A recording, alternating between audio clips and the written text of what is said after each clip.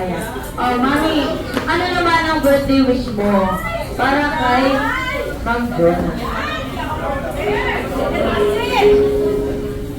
Oh, happy birthday, Sheila. My dear daughter.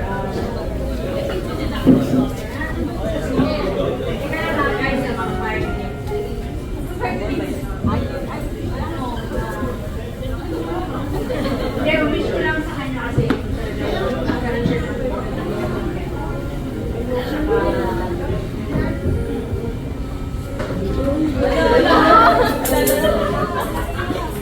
Tsaka hindi kasi guys, kasi ang mga guests natin, puro puro relatives talaga. So, FYI lang kasi, anak, kahit na alam natin na hindi masyado.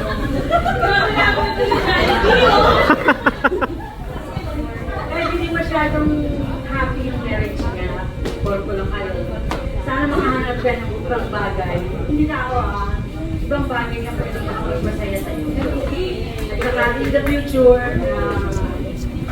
kung ano man yung magiging decision mo sa buhay mo, alam mo magiging masaya ka.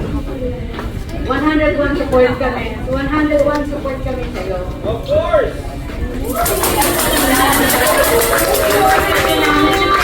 Wala namang ibang pinaka-importante sa amin kundi yung happiness mo.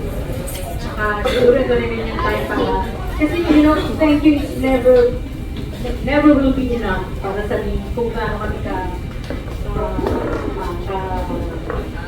gratify. Hindi, ano ba yung sobrang gratitude mo?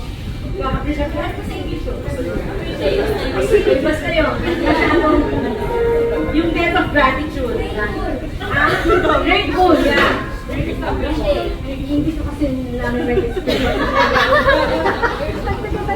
Yung sobrang gratitude namin dahil sa endless financial support mo sa amin. Hindi lang naman financial support mo. Ang ibang pangkailan pa namin, pangkailan namin, lahat na nabigay ko sa akin.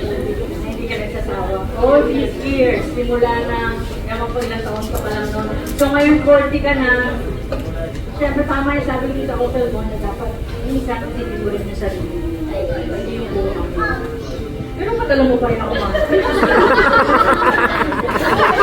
Bills pa na kayang bills, di ba? Hindi mo joke na. Diba, sana okay lang na ito. Diba, yung future, kaya gano'n na, pag iba na yung panahon ko na ano man yung mga decision mo, sa inyo ni Kuya. Kaya alam ko, syempre wala namang ibang importante sa amin. Tungkol sa inyo dalawa, syempre mas ikaw. Ano sa kanya? I love you, anak.